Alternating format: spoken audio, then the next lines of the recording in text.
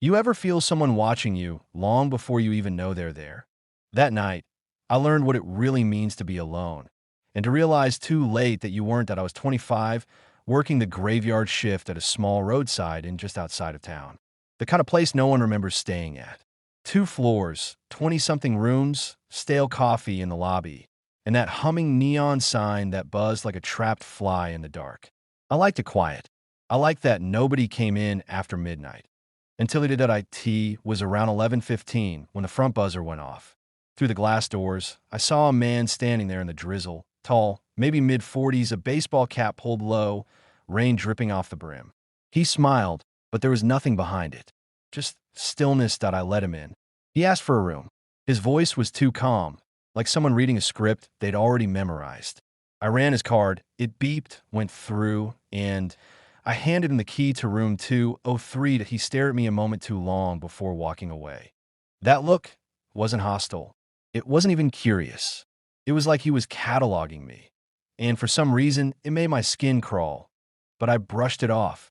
I'd seen weird travelers before. About an hour later, I looked up from my phone, and there he was again, sitting in the lobby. The TV was off. He wasn't on his phone. He wasn't reading. Just sitting there, facing the blank screen like it was showing him something I couldn't see. Did I try to ignore it? Told myself he just couldn't sleep. But after 30 minutes of silence, the air started to feel heavy, like every second stretched too long. When I walked across the lobby to grab water, I felt his eyes on me the entire way. Not blinking, just watching. I didn't dare look back. 8:01 a.m. I decided to check the booking system, maybe distract myself. That's when I froze. Room 203, vacant, in O check-in record. No transaction. No name. Nothing. My hands went cold. I knew I'd swiped that card. I heard the beep. I gave him the key. I called the room anyway. It rang. 10 times. No answer. Then I checked the door log. It showed 0 entries. He never went to the room. He'd been sitting in that lobby the entire time. When I glanced up, he was still there. Same position. Same empty stare.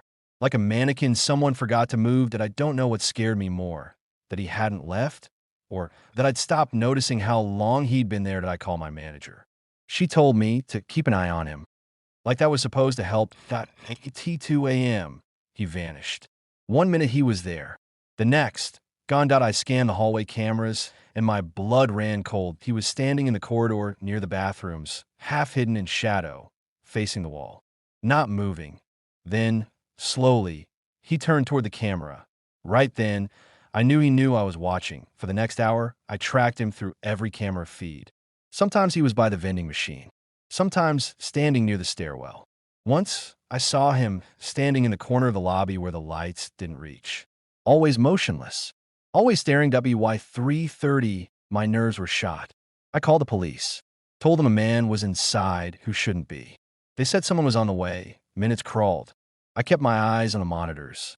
Then I saw him again. This time just feet from the front desk. 15 feet of silence between us. His head tilted slightly, like he was listening for something. When he finally spoke, his voice was so low I could barely understand. Is there any food? I told him about the vending machines. My voice shook. He smiled, small, deliberate, and walked away. That smile, it wasn't human. It was knowing. T410. The cops finally arrived. I let them in and pointed where he was sitting. They spoke to him, asked for ID. He didn't resist, didn't argue, just smiled. They took him outside, and one officer came back in to tell me the truth. He wasn't a guest. The card he used was stolen. He'd never booked a room anywhere. He just wanted access. Access to me. Access to them. He'd been wandering the hallways for hours, standing outside doors, watching, listening. When my shift ended that morning, I sat in my car until sunrise, too scared to drive home. I kept thinking about how long he'd been in that building, how many cameras I didn't check, how many corners I didn't see. And every night since, when the lobby goes quiet and the lights flicker just a bit, I find myself staring at that same chair where he's Saturday sometimes. I swear I see a shadow move. Just enough to make me wonder if he ever really left. Beat, quiet inhale. You think you'd recognize evil if it was standing right in front of you. But sometimes it just looks like a man asking for a room.